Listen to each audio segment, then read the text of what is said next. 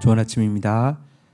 다니엘서 4장 1절에서 9절 말씀 보도록 하겠습니다. 1절 느부갓네살 왕은 천하에 거주하는 모든 백성들과 나라들과 각 언어를 말하는 자들에게 조서를 내리노라 원하노니 너희에게 큰 평강이 있을지어다. 2절 지극히 높으신 하나님이 내게 행하신 이적과 놀라운 일을 내가 알게 하기를 즐겨하노라. 3절 참으로 크도다 그의 이적이여 참으로 능하도다 그의 놀라운 일이여 그의 나라는 영원한 나라요 그의 통치는 대대에 이르리로다. 사장에는 느부갓네살이 또 내린 조서의 내용이 담겨 있습니다. 사실 느부갓네살은 하나님에 대해서 세 번을 통하여서 이제 알아가게 됩니다. 첫 번째 사건은 그가 꾼 꿈과 그것에 대한 다니엘의 해석을 통하여서 은밀한 것을 드러내시는 전능하신 하나님을 인식하게 되었다고 하면요. 두 번째 사건은 그가 금 신상을 만들고 절하게 했을 때 다니엘의 세 친구를 통하여서 참된 신앙을 가진 자를 사랑하시고 보호하시는 하나님의 사랑에 대해서 깨달은 것이었다고 하며, 지금 이제 이 조서는 그가 행했던 어리석은 일에 대해서 또 이제 그 일의 결과로 깨달은 하나님에 대해서 고백하고 있는 것인데요. 이 세 번째 그의 신앙 고백은 정말 마치 위대한 선지자가 하나님을 찬양하는 듯한 그런 느낌을 주는 정도로 그의 믿음이 이렇게 자라게 된 것을 보게 됩니다. 어쨌든 여러분, 그가 누구입니까? 세계 제국의 통치자일 뿐 아니라 성전을 무너뜨린 사람인데요. 그를 통하여서도 하나님은 찬양받으시는 그런 전정한 통치자이심을 분명히 보여주는 그런 내용입니다.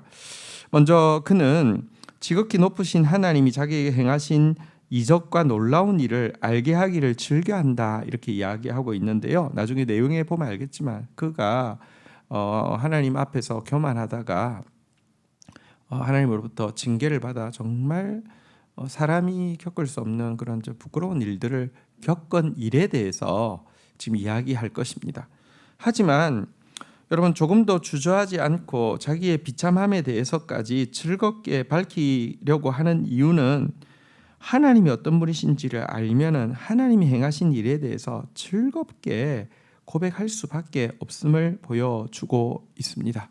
시편의 기자는 주 찬양하리라 내 마음을 다해 주가 하신 놀라운 일들을 세상에 널리 전하리이다라고 고백하고 있는데요. 그런 마음으로 그가 이제 자기 고백을 시작하고 있습니다. 그러면서 서두에서 그 하나님에 대해서 참으로 크도다 그의 이적이여 참으로 능하도다 그의 놀라운 일이여라고 하면서 경탄하고 있고요. 그의 나라는 영원한 나라요 그의 통치는 대대에 이르리로다.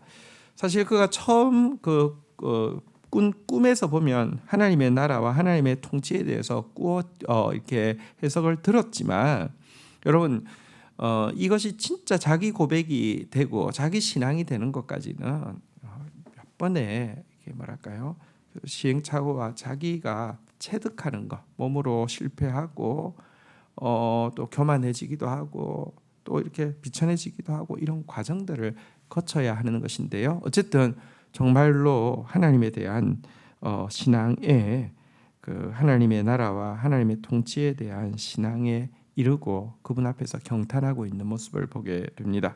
자, 4절입니다.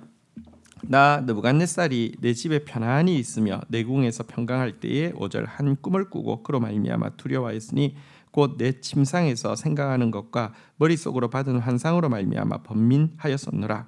6절 이러므로 내가 명령을 내려 바벨론의 모든 지혜자들을 내 앞에 불러다가 그 꿈의 해석을 내게 알게 하라 하였더라.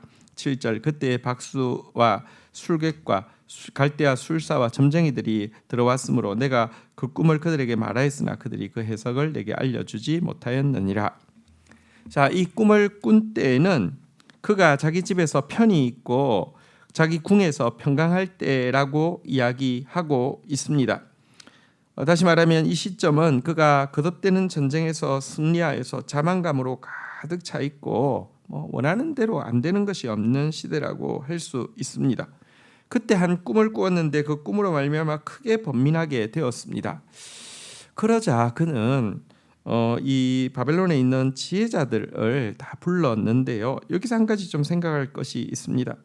그는 다니엘을 부르면 하나님께서 은밀한 것을 보이시는 능력이 있음을 알고 있었음에도 불구하고 다니엘을 부르지 않고 다른 모든 술객들을 부르고 있습니다. 그리고 또 지난번에 꿈을 먼저 보이고 해석하라고 하니까 아무도 못했잖아요, 그죠? 그러니까 이번에는 그들에게 친절하게 꿈도 알려주면서 제발 이렇게 바른 해석을 달라고, 너무 괴롭다고, 너무 두렵다고 이렇게 이야기를 하게 되었습니다. 하지만 이번에는 꿈을 알려줬음에도 불구하고 도대체 그게 무슨 꿈인지 그들은 아무도 해석해내지 못하고 있는 장면을 보게 됩니다. 왜 그는 다니엘을 부르면 여러분 꿈을 이야기하지 않아도 알 뿐만 아니라 해석도 정확하게 주는 것을 경험했는데도 왜 다른 박사들을 불렀을까요? 이유가 있습니다. 하나님은 우상이 아닙니다. 우상은 자기가 이용할 수 있습니다. 이용할 수 있는 능력입니다. 하지만 하나님은 자기가 이용할 수 있는 하수인이 아니라 자기의 전 삶을 통치하려고 하시는 주인이기 때문에 껄끄러운 것입니다. 근데 그래서 여러분 하나님을 부르지 않는 것입니다. 인간도 마찬가지입니다. 우리도 마찬가지입니다. 여러분 우상 숭배를 왜 좋아하는 줄 아십니까? 내 마음대로 할 수 있기 때문입니다. 내가 이용할 수 있다고 생각하기 때문입니다. 물론 사탄은 그래서 이용당해주는 척하면서 결국은 우리를 죽이고 도둑질하고 멸망하고 우리를 이용하죠. 그런데 어쨌거나 사람들은요 우상을 좋아합니다. 내가 내 마음대로 할 수 있기 때문입니다. 그런데 하나님은 싫어합니다. 하나님은 내가 내 마음대로 할 수 있는 분이 아니기 때문에 그렇죠. 하지만 번민에도 불구하고 해석을 얻지 못하자 부득이하게 그는 다니엘을 부릅니다. 8절입니다. 그 후에 다니엘이 내 앞에 들어왔으니 그는 내 신의 이름을 따라 벨드사살이라 이름한 자요 그의 안에는 거룩한 신들의 영이 있는 자라. 내가 그에게 꿈을 말하여 이르되 9절 박수장 벨드사살아 내 안에는 거룩한 신들의 영이 있은즉 어떤 엄밀한 것이라도 내게는 어려울 것이 없는 줄 내가 아노라. 내 꿈에 본 환상의 해석을 내게 말하라. 이제 어쩔 수 없어서 다니엘을 부릅니다. 다니엘이 박수장, 그러니까 모든 박사의 최고 리더였음에도 불구하고 최후에 부르고 있음을 보게 됩니다. 그러면서 그에 대해서 이렇게 주저리 먼저 했던 말은 그를 부르지 않은 것에 대한 미안함도 분명히 담겨 있었을 것입니다. 근데 그가 주저리 했던 말에 보면